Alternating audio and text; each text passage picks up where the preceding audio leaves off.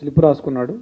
ఆ స్లిప్లో ఏంటంటే ఫస్ట్ ఒక గ్యాస్ ప్లస్ టేబుల్ ఎట్లా రెడీ చేసుకోవాలి, తర్వాత లాకు ఆ గ్యాస్ను ఉపయోగించి లాక్ ఎట్లా ఓపెన్ చేయాలి, తర్వాత మనీ ఎట్లా తీసుకోవాలి, మళ్ళీ ఆ గ్యాస్ ఆన్ చేసి ఆ లాక్ చేసి ఎట్లా బయటపడాలి అని చెప్పేసి రాసుకొని లాస్ట్లో మిషన్ డన్ అని రాసుకున్నాడు. అంటే అది ఎప్పుడు రాసుకున్నాం అంటే కొద్దిగా ముందే, అంటే ఒక 1 month బ్యాక్ రాసుకున్నాం అని చెప్తున్నాడు. అంటే ఆయనకి ముందే ఆ థాట్స్ ఉన్నాయని మనకు అర్థమవుతా ఉంది.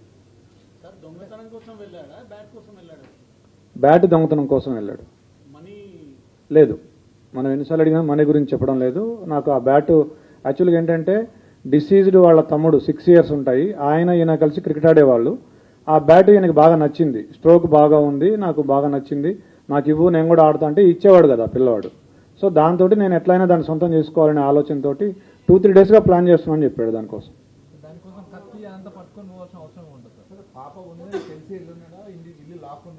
అతను చెప్పింది ఏంటంటే ఇంట్లో ఎవరు లేరు, నార్మల్గా వీళ్ళు ఏంటంటే ఇల్లు దగ్గరికి వేసి వెళ్తారట. సో అట్లానే ఇంటి బోల్ట్ దగ్గరికి పెట్టి ఉంటారు, ఆ దగ్గరికి వేసి ఉంటారని చెప్పేసి వెళ్ళాడు. సడన్గా పాప ఉంది, పాప ఉన్నా కానీ పాప అప్పుడు టీవీ చూస్తుంది, ఇతను వెనక నుంచి వెళ్ళాడు. అంటే అటువైపు తిరిగి చూస్తుంటే ఆ పాప వెనక నుంచి ఒకటే డోర్ ఉంది, వెనక నుంచి అంటే అదే డోరు, ఆ అమ్మాయి అటు తిరిగి ఉంది. ఇట్లా వెళ్ళి ఆ కిచెన్లో ఉంది బ్యాట్ తీసుకొస్తుంటే అప్పుడు ఆ అలికిడికి పాప చూసి దొంగ అని అరిచింది. అరిస్తే అతను పరిగెత్తబోతే ఆ అమ్మాయి పరిగెత్తుకుంటూ వచ్చి చొక్కా పట్టుకుంది, అతన్ని పట్టుకుంటే ఆ కోపంలో తోసేస్తే మంచం మీద పడింది. మంచం మీద పడ్డాక కళ్ళు మూసుకొని విచక్షణ రహితంగా పొడి చేశానని చెప్పాడు.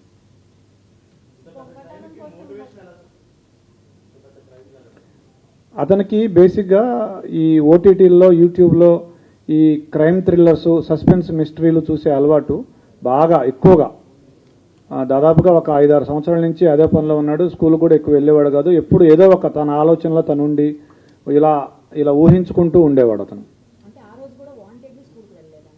అతనికి స్కూలు ఎగ్గొట్టే అలవాటు ఉండేది, స్కూల్కి వెళ్లకుండా క్రికెట్ ఆడుకోవడం, ఈ ఓటీటీ చూడడం, యూట్యూబ్ చూడడం, ఈ మిస్టరీస్ చూడడం అలవాటు ఉండేది అతనికి.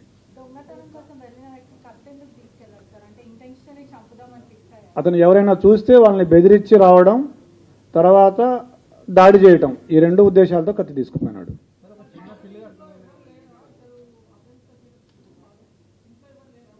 ఉన్నారు ఇంట్లో, వాళ్ళ నాన్నున్నాడు, వాళ్ళ సిస్టర్స్ ఉన్నారు, వాళ్ళ ఇంట్లో ఉన్నారు.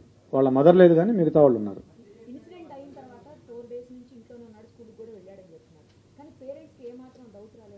ఎస్, పేరెంట్స్ వాళ్ళ మదరు నిన్న మనం వాళ్ళ మదర్తో మాట్లాడినప్పుడు అనింది, ఫస్ట్ రోజే పోలీసులు ఈ హడావిడి అంతా చేసి నేను అడిగాను మా అబ్బాయిని, ఏరా నువ్వేమైనా చేసావా అని అడిగాను, ఒప్పుకోలేదు. 2వ రోజు కూడా అడిగితే ఏమా నువ్వే నన్ను పట్టించేటట్టున్నావే అని అన్నాడు, నీ మీద ఒకటి అన్నాడు అని చెప్పింది వాళ్ళ మదర్.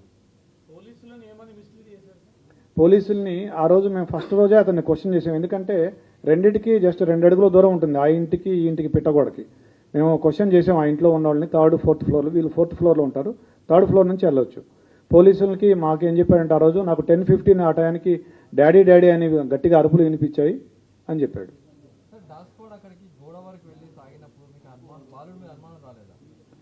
బాలుడి మీద కూడా అనుమానం వచ్చింది మాకు. అయితే మేము ఒక లిస్ట్ ఆఫ్ సస్పెక్ట్స్ చేసుకున్నాము, దాని ప్రకారం చేసుకుంటూ వచ్చాము. నిన్న అతన్ని చేశాము.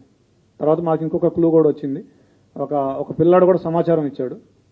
ఇట్లా ఆ రోజు ఏ రోజైతే అఫెన్స్ జరిగిందో ఆ రోజు మార్నింగ్ 8:30 to 8:45 అతను ఆ గోడ దగ్గర, ఏదైతే గోడ దూకి వెళ్ళే అవకాశం ఉందో ఆ గోడ దగ్గర తచ్చాడాడు అతను చాలాసేపు, ఒక 15 minutes. ఆ సమాచారంతో మా అనుమానం ఇంకా ఎక్కువై, మా అనుమానం నిర్ధారణ అయ్యి అతన్ని మళ్ళీ విచారించాము. ఫస్ట్ ఇల్లు సెర్చ్ చేసాము. ఇల్లు సెర్చ్ చేస్తే మాకు ఈ లెటర్ దొరికింది, అతను రాసుకున్న లెటర్ ఏదైతే ఉందో అది. తర్వాత కత్తి కూడా దొరికింది, 3 కత్తులు ఉన్నాయి. ఏ కత్తి అంటే సార్ నల్ల కత్తి, నల్లపిడి ఉంటుంది, దానికి అంచు నల్లగా ఉంటుందని అతనే చెప్పాడు. ఆ కత్తి తీసుకొస్తే ఇదే అని చూపించాడు. బట్టలు ఏం చేశాడంటే అతను అఫెన్స్ చేయగానే ఆ కత్తి అక్కడే కడిగేసి గోడ దూకి మళ్ళీ ఇంట్లోకి వెళ్ళేటప్పుడు వాళ్ళ నాన్న సిస్టర్స్ ఉన్నారు, వాళ్ళు ఏమైనా చూస్తారేమో అని ఆరేసిన షర్ట్ తీసుకొని ఇట్లా అడ్డం పెట్టుకొని ఇంట్లోకి వెళ్ళి బాత్రూంలోకి వెళ్ళి స్నానం చేసి ఆ టీ-షర్టు ప్యాంటు 2 వాషింగ్ మెషిన్లో వేసాడు. But we found some slight blood on the clothes. We have called a special investigation team, forensic team. వాళ్ళు స్పెషల్ లైటింగ్, స్పెషల్ స్పెట్స్ వాడి they are able to found it. I also have seen it.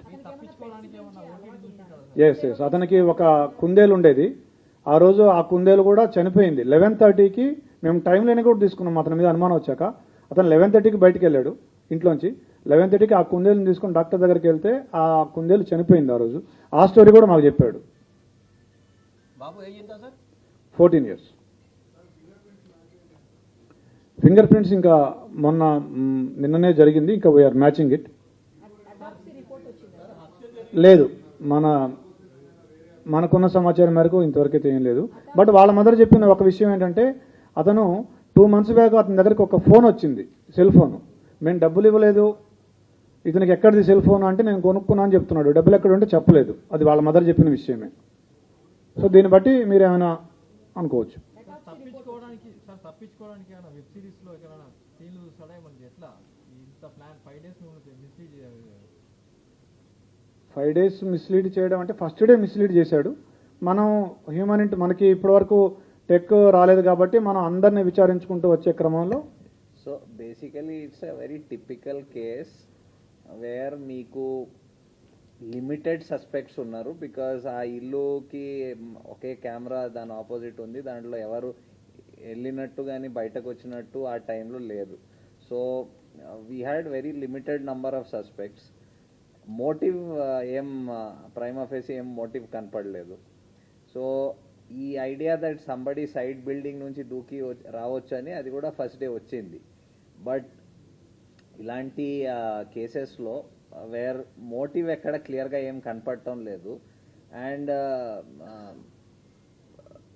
అంటే so many unanswered questions ఉన్నాయి మాకు as investigators. ఆ team అందరికీ చాలా unanswered question, ఇదెందుకు జరగాలి అని ఉండేది. సో ఒక వే ఆఫ్ రూలింగ్ అవుట్ చేస్తూ పోవాలి పాసిబిలిటీ, ఇది కాకపోవచ్చు అని రూలింగ్ అవుట్ చేస్తూ వెళ్ళారు. And this is a typical case wear technical evidence, ఇప్పుడు నౌ డేస్ మీరందరు చెప్తూ ఉంటారు దట్ ఇప్పుడు టెక్నికల్ ఎవిడెన్స్ లేకపోతే పోలీస్ ఏం చేయలేదు. ఇది typical case where there was no technical evidence except the fact that ఆ ఇల్లుకి ఎవరు వెళ్ళలేదు, అది తప్ప ఇంకేం టెక్నికల్ ఎవిడెన్స్ లేదు. So it was very painstaking regular detective work అంటాం కదా, ఇన్వెస్టిగేషన్ వర్క్. అదే repeated same thing going over the same thing again and again చేసి అది బ్రేక్ త్రూ వచ్చింది.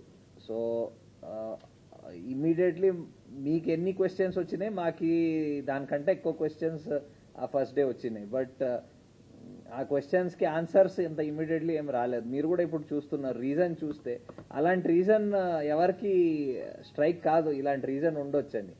బట్ ఇలాంటి కూడా రీజన్స్ ఉంటాయి అండ్ ఇలాంటి కూడా ఇన్సిడెంట్స్ జరుగుతాయి. సో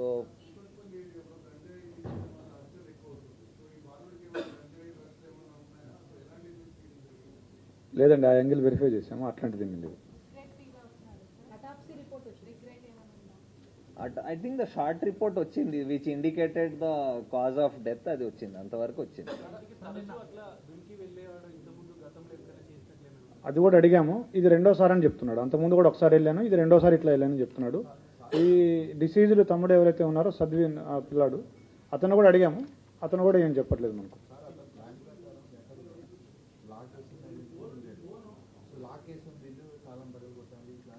లాక్ అని చెప్పలేదు మనకి.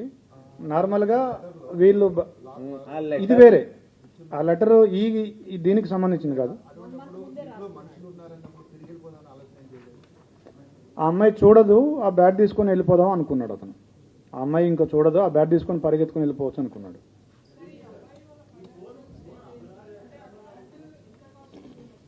ఎస్, అడిగాము మేము, మరి బ్యాట్ అంటే మీ పేరెంట్స్ని అడిగితే కొనిస్తారు కదా అని అడిగితే, సార్ అతను ఉద్దేశంలో ఆ ఫ్యామిలీ ఫైనాన్షియల్ ఇబ్బందుల్లో ఉంది, మా నాన్నకి జాబ్ లేదు, మా మదర్ చిన్న జాబ్ చేస్తుంది, మా అక్కలకు ఫీజు కట్టాలి, ఇంకా నేను ఎందుకు వాళ్ళని ఇబ్బంది పెట్టాలి అని వాళ్ళని అడగలేదు అని చెప్పాడు. మనం ఈ కేసుకి మనం when we are asking the questions, మనం ఒక 14-year-old అబ్బాయి పర్స్పెక్టివ్ అండ్ దట్ బ్యాక్గ్రౌండ్ నుంచి అనుకుంటే మేబీ మనకి